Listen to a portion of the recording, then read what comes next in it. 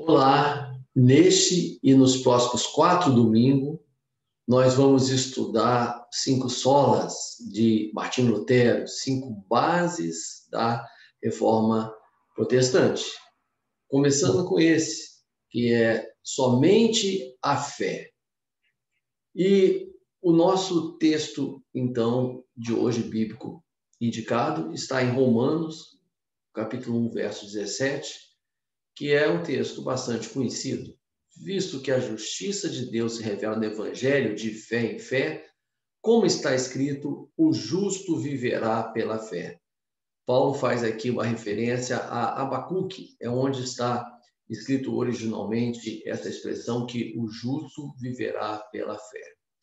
E a gente tem como importante esse resgate das bases da Reforma Protestante, porque a história nos edifica.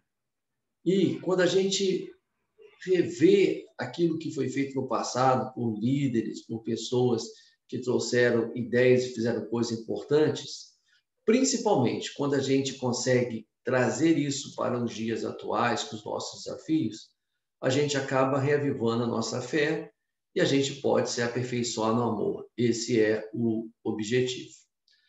Lutero teve realmente assim um carinho muito grande pela carta aos Romanos, até em decorrência da experiência pessoal que ele teve com essa carta. O momento em que ele decide iniciar um movimento de contestação a erros que ele identificava na igreja da época, foi justamente enquanto ele estava se expondo à carta aos Romanos. Exposição para os monges significava ler, reler, ler novamente, meditar profundamente e por um longo tempo. E algo que a gente hoje precisa fazer é justamente meditar e aprofundar o nosso conhecimento bíblico. Infelizmente, a maioria das pessoas nem mesmo lê a Bíblia, que dirá passar por um processo similar a esse de exposição. Mas vejam o que Lutero fala, então, que de tão importante que é essa epístola, nós cristãos deveríamos saber palavra por palavra, de cor, e se ocupar diariamente dela como um alimento espiritual para as nossas vidas.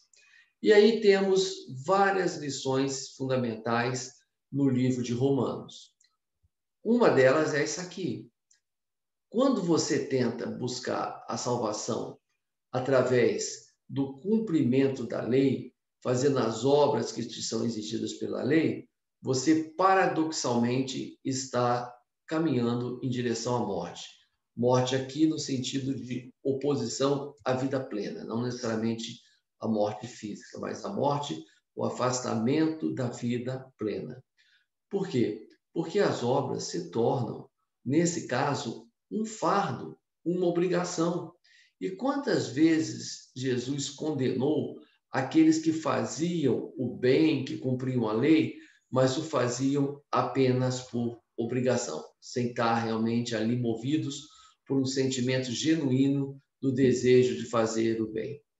Ao contrário, o projeto de vida de cada um de nós, quando ele é fundamentado na graça, quando a gente realmente toma posse da dádiva de Deus, que nos salva, que nos liberta, nós nos sentimos fortalecidos, capacitados para amar as pessoas e para amar toda a criação, a natureza, os animais de Deus. Por quê? Porque quando a gente abraça a graça, a gente está transitando de o jugo da lei, da uma obrigação, para a alegria e o prazer da graça. Porém, como está aqui nesse slide, não se trata de algo que é feito pela nossa capacidade, pelo nosso mérito, não. A gente tem isso pelo sacrifício de Jesus, pelo que ele veio nos ensinar, pela iniciativa de Deus através de Jesus, e o que nos cabe é estar abertos à ação do Espírito Santo. É o Espírito Santo que vai tocar em nossos corações e nos dar as condições necessárias para que nós façamos essa transição do momento em que vivemos sobre o jugo da lei para o momento que vivemos debaixo da graça de Deus. E a fé, ou seja, o nosso desenvolvimento dentro desse projeto da graça, o interessante é que ele não vai desamparar as boas obras, muito pelo contrário.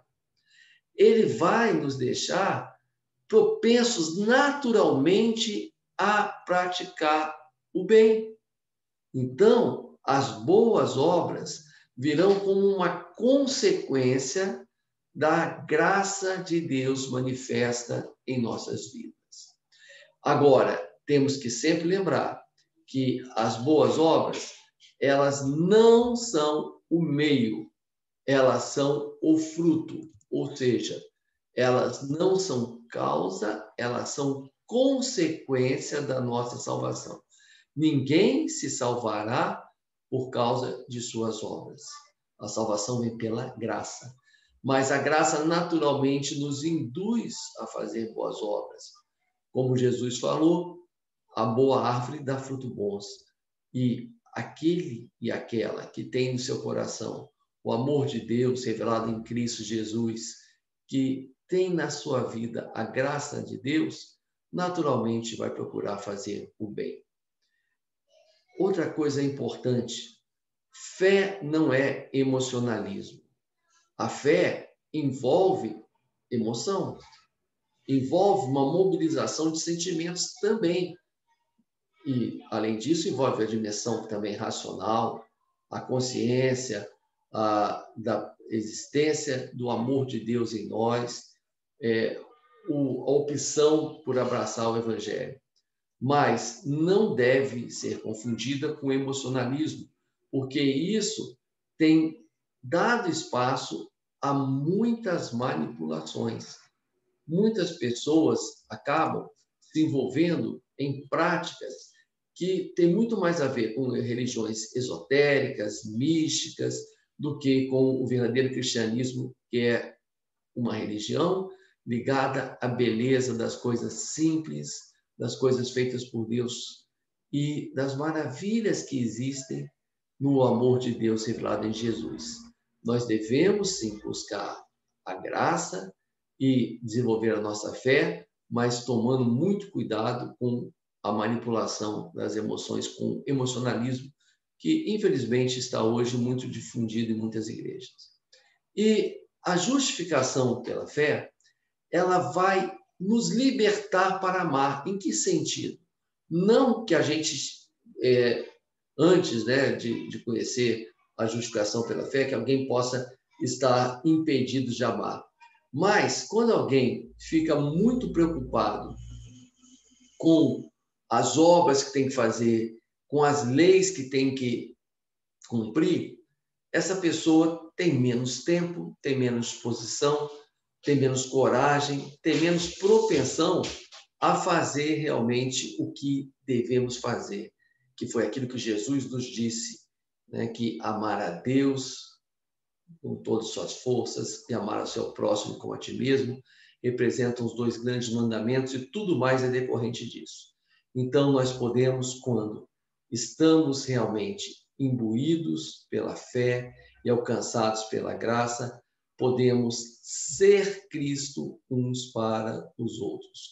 Ou seja, deixar que o amor de Deus revelado em Jesus resplandeçam através de nós, com os nossos pensamentos, palavras e obras. Então, essa é a reflexão de hoje. Somente a fé.